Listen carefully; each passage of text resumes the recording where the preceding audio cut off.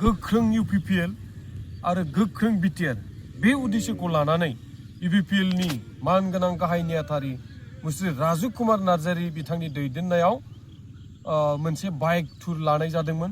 दिनैहाय 6थि सान जोङो काजिगावनिफ्राय जागायनानै गहपुर हालामाव जों दिनै सफैबाय आरो बे गहपुर हालामनिनो एसे सानजा थानाय माने बड'लेण्डनि सानजा खित्तानि जायगा आलुपारा ओनसोलनि दैमालु गामियाव जों दा सफैबाय।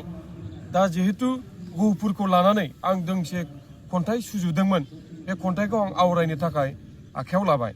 खन्थाइनि मुं जारिमिनारि दावहाथिलिनिफ्राय बड'लेण्डसिम। जारिमिनारि दावहाथिलिनिफ्राय बड'लेण्डसिम गहपुर बर'फोरनि मोनसे नागारनो हायै जायगा। नोंथाङा बर'फोरनि दुखु दाहा जेंनाफोरखौ नुबोदों। सोरगिदिं जेरैबो खारग्लुंनाय, हस्रिखावनाय आरो गाबख्रावनाय। गोबां बर'फोरा जिउ खोमानांदोंमोन। जोंनि न' बांफोरखौ सावदोंमोन।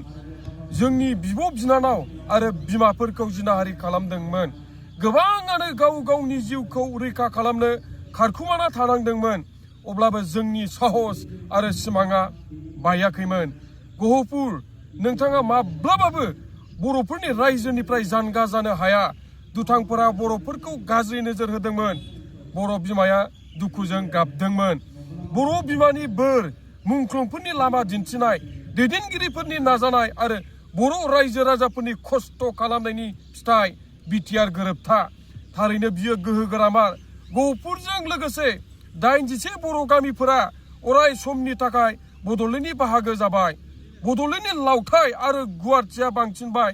दुखुखौ सुखु खालामबाय, असान्तिखौ सान्ति खालामबाय। जायफोरा सागान होदों आरो बैखौ सैथो खालामदों, बिथांमोनखौ जों साबायखर बावहरो।